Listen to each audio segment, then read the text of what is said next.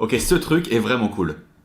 C'est ce qu'on appelle un Chinese Spouting Ball, en français on appelle ça un bol de résonance il me semble. C'est un bol un petit peu particulier qui, avec un petit peu d'exercice, permet de jouer avec les ondes comme par magie. Regardez, comme ça.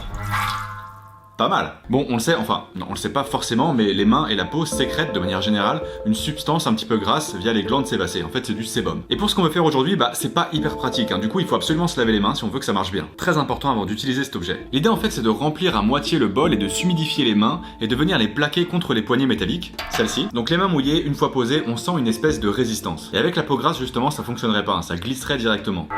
Nous, on cherche à avoir cette adhérence, justement, puisqu'en y mettant un tout petit peu plus de force, justement, on va briser cette force de frottement. Cette friction, hein, qui est une interaction qui vient s'opposer à un mouvement entre deux systèmes en contact, voilà.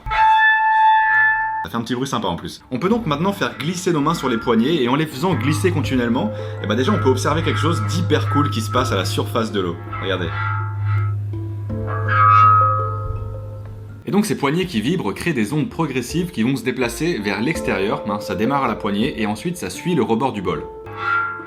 Une onde progressive, c'est une propagation d'une perturbation locale dans un milieu matériel. Ici, le milieu, c'est l'eau, et la perturbation étant les vibrations. Et donc, durant cette onde, même si on pourrait en avoir l'impression avec ce qui se passe à la surface de l'eau, il n'y a pas de déplacement de matière, mais seulement un transport d'énergie. Et donc, avec un petit peu de frottement, on obtient ces petites ondes toutes mignonnes qui, d'ailleurs, en slow motion, doivent être très sympas à regarder.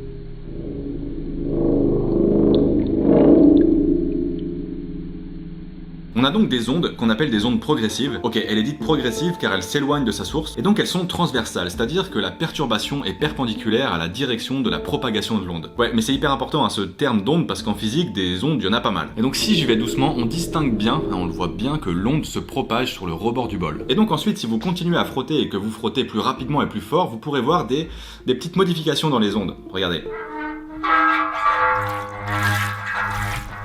C'est génial. Il y a des trucs qui se passent. Par exemple, on a des ondes stationnaires.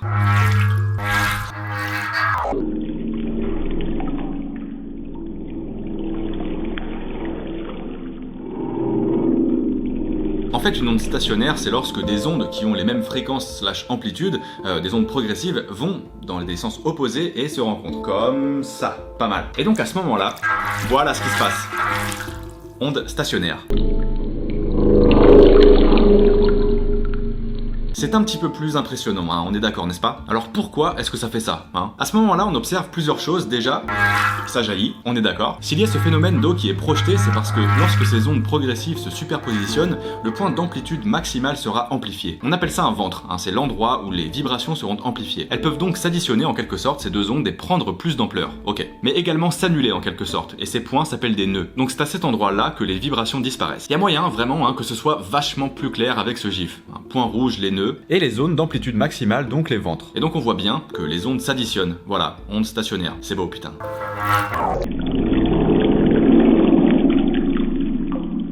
Et si on observe bien comment se comportent ces éclaboussures, eh ben on voit finalement hein, dans ce bol des zones de nœuds et des zones de ventre. En fait, il y a des endroits où l'eau est projetée en l'air et d'autres endroits où il ne semble rien se passer.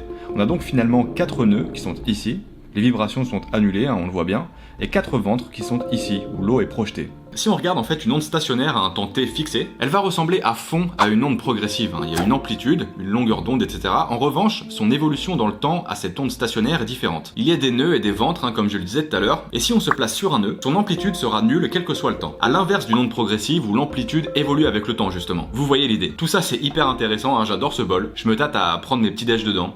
Donc l'objet est cool, hein, vraiment, moi ça me plaît. Et puis il y a de la science derrière, donc c'est encore mieux. Comme d'habitude, j'espère qu'il vous aura plu à vous aussi, hein, donc si c'est le cas, n'hésitez pas à cliquer sur le petit pouce en l'air juste en dessous, vraiment, merci à tous ceux qui prendront le temps de faire ça. Et puis, comme d'habitude, vous pouvez vous abonner en cliquant juste ici, comme ça vous louperez jamais rien de ce qui se passe sur la chaîne. Moi je vous dis à très bientôt, à la prochaine, car la science n'attend pas. Ciao!